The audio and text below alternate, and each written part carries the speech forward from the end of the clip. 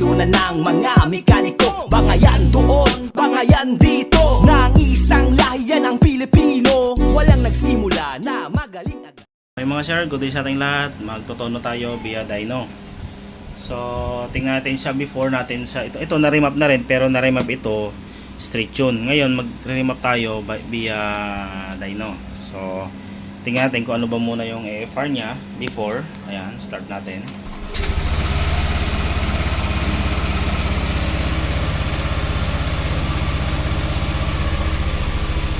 Okay, so bumaba na yung minor. Then tingnan natin yung AFR, idle 13.5.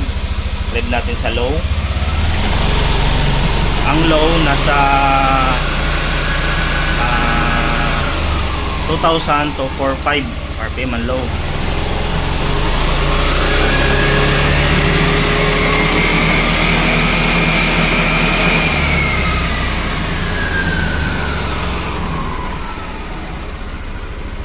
Pagba natin tong remote natin dahil ano ulit, low.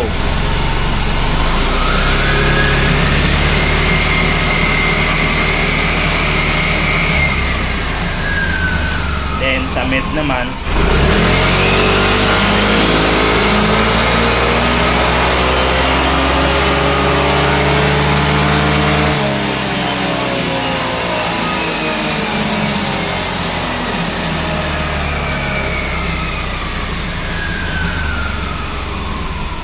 doon naman tayo sa max.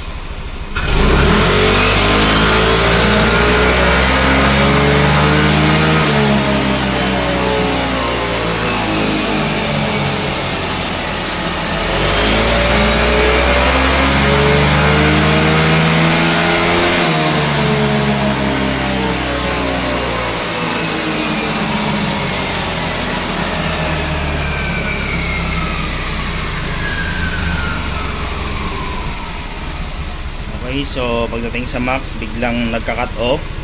Pwedeng may problema yung TPS natin or pwedeng may problema sa tono, pero nakita naman natin doon sa high RPM ay nakalagay sa kanya ay rates. Okay, so ang gagawin natin, okay naman yung low nya, okay naman ang mid nya. So ang ituto natin dito yung pinaka rates, kasi ang yun ang pinaka mahirap kunin kasi sa mga straight tune. Siyempre road test mo muna para makita mo yung FR. Dito naman, so sa dyno makikita natin yung pinagbago. Okay, so ngayon yung horsepower niya papakita ko sa inyo yung before. Okay, so click muna natin to. Ayun, poweran muna natin, then start. Yan. So paano kaya to? Pindutin ko kasi yung green after na pag na-rev ko para makuha ko yung pinaka horsepower. Okay, napindot na nga, di pa nga. So ulitin natin, kamali tayo ng pindot.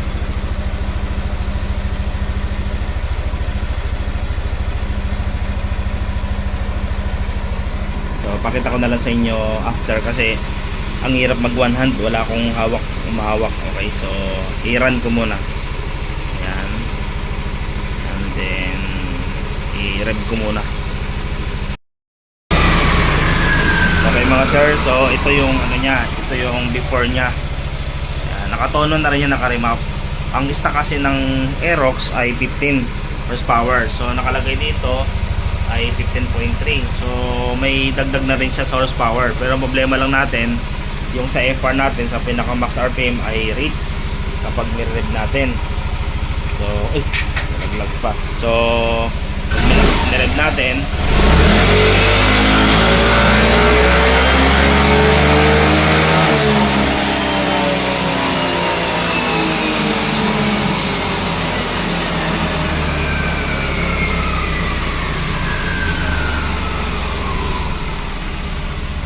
so reach ang reading niya sa max. Ngayon itutono natin siya, kukunin natin yung pinaka value niya, then i-update ko kayo guys kung ano magiging resulta nito after na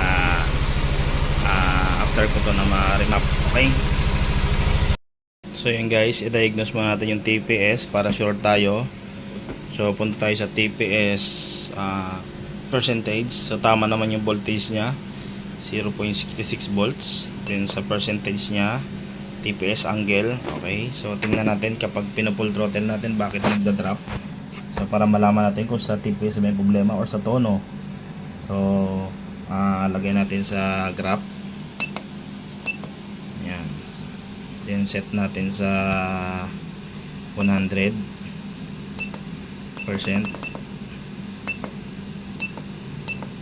Then ayan. So ngayon throttle natin siya.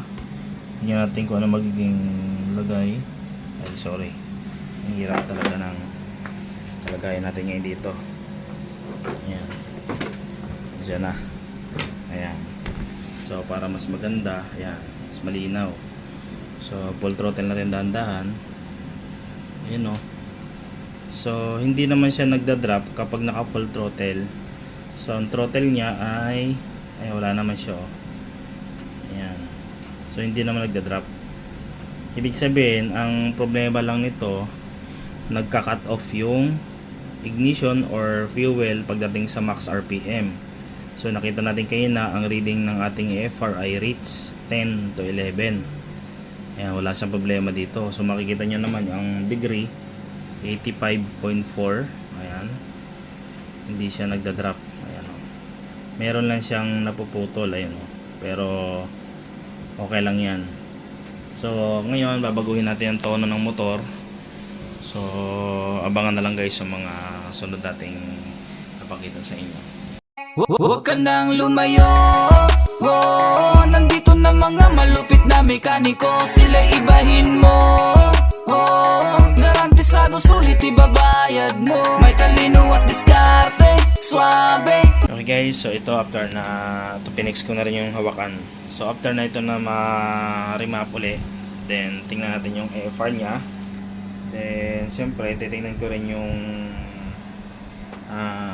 horsepower nya after kaya na 15.3. Okay, so start natin.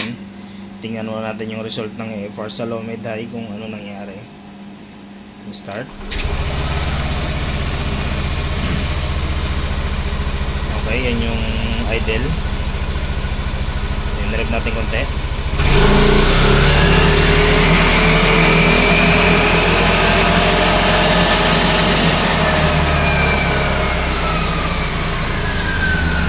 Sa acceleration,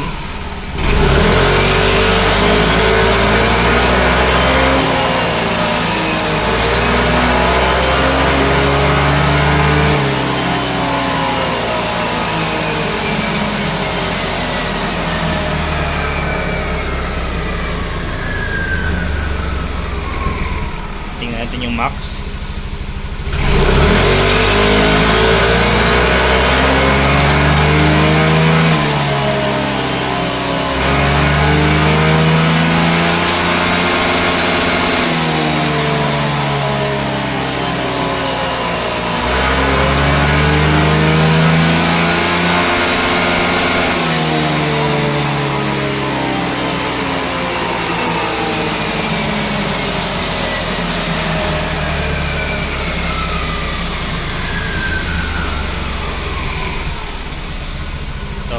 Nakita niyo yung resulta guys ng before and after na ma-remap yung ating Aerox. Then tingnan natin ngayon ng horsepower. So titingin tayo dun sa result ng horsepower naman. Okay, so bitawin ko muna yung cellphone ko. Yun guys, so after natin na ma-remap, na itama natin yung EFR nya. So makikita natin yung kanyang horsepower ay 15.3. Okay, so kaya na 15.3 din, halos walang pinagbago. Ayan. So 15.3. So pwede natin i-compare to yung dati. Pwede i-select ko muna. Ito na guys yung comparison ng dalawa. So makikita natin ang before and after nya. Ayan. So ang torque kanina ay 14.8. Ngayon ang torque nya ay 14.2. Bumaba yung torque pero same horsepower. Siguro gawa ng hindi ko pagamay yung pagbibirit or yung kasi bago lang tong dyno ko. Siguro may mali ako sa torque sa pagbirit. So subukan ko pa ng isang try ngayon. Tingnan ko ano yung baka sa pag-torque ko lang yan. Tapos bumaba yung torque ngayon pwedeng delay pero same horsepower siya. Okay guys, so not bad na yan. So guys, update.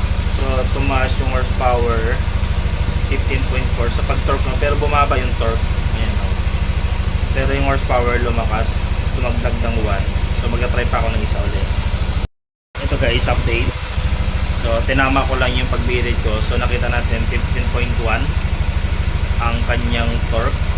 Then ang kanyang horsepower ay 15.6. Ayun, nasa pag-torque pala guys. Pasensya na kayo kasi baguhan pa lang ako sa paggamit ng dyno. So ngayon ko pa lang siya naaral yung pag-torque. Makikita nyo dyan yung comparison. Okay? So may mali lang pala sa pag-torque ko kanina, kaya pala hindi ko makuha yung tamang torque. Yan, yun nyo rin mabibase kapag may mga dyno kayo kung tama ba yung pag-torque nyo. Yan yung mga base, yan yung guide. Ayan. So not bad na ito sa after remap natin. Ayan, sabog, ano pa yung gulong, kalbo-kalbo pa, malapit na. Ayan. So ito yung dyno ko guys na bagong buo pa lang, sariling buo. Ayan. So sana guys na-enjoy guys sa panonood, and bye bye.